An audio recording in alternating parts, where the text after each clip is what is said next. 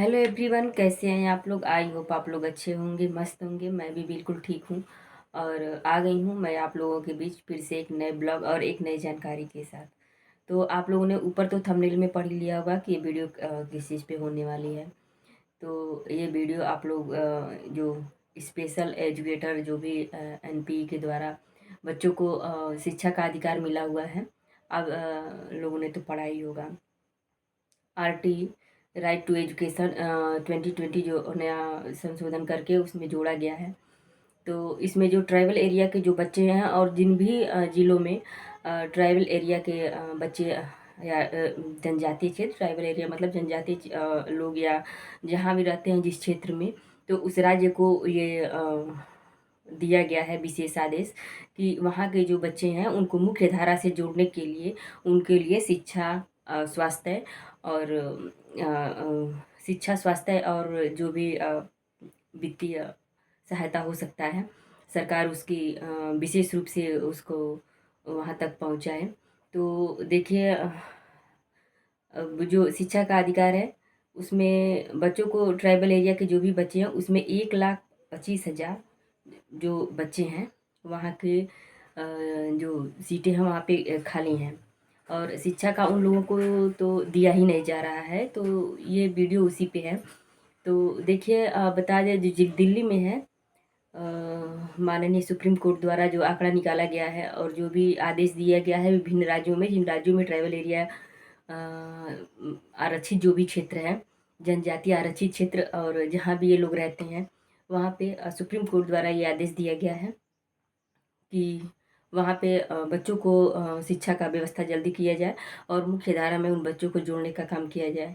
इतना सब कुछ करने के बाद भी पता नहीं क्यों ये राज्य सरकार की आँख पे पट्टी पड़ी हुई है, क्या हुआ है, हो नहीं रहा है। देखिए, जिसमें सबसे ज़्यादा बिहार का जो है उसमें जो डाटा सुप्रीम कोर्ट ने दिया है, निकल के आया है, उसमें 84,000 कुछ 375 करके वहाँ पे बच्चे हैं ट्राइबल एरिया वाले।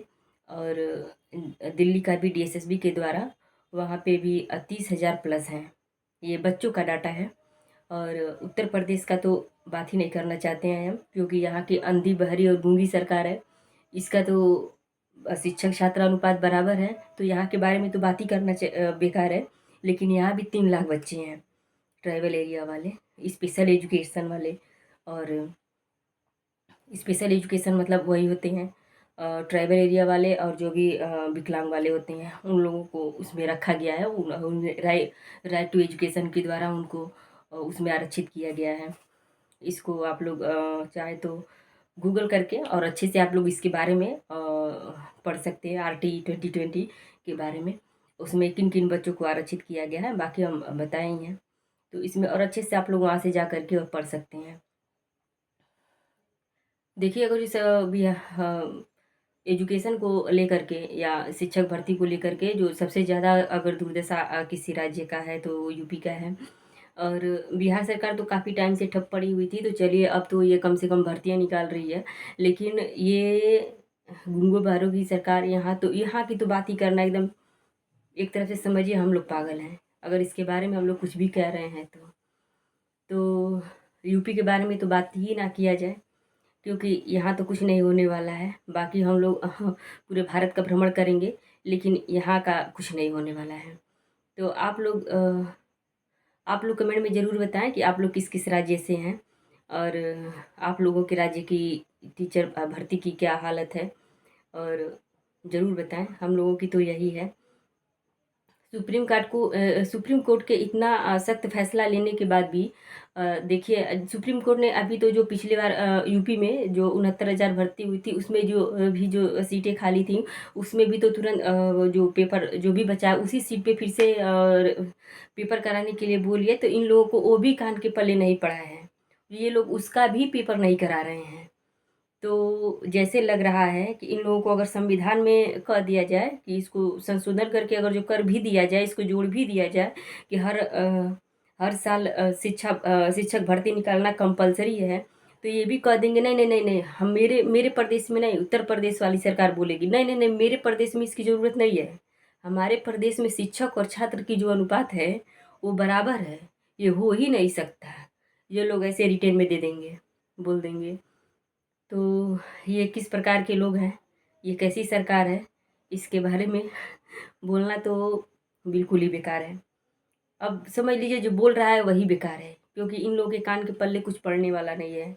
यहाँ कितने लोग, कितनी हम बहनें और कितने भाई साहब लोग पढ़ के बैठे हैं, इधर उधर का काम कर रहे हैं। कोई प्राइवेट में पढ़ा रहा है, कोई कुछ कर रहा है, कोई पढ़ाई छोड़ करके कोई और काम कंपनी ज्वाइन कर लिया है। कितने लोगों की हम खुद अपने फ्रेंड सर्किल में बातें करते, कितनी लड़कियां पढ़ाई लिखाई छोड़ करके अब घर, मामूली घर संभाल रही हैं।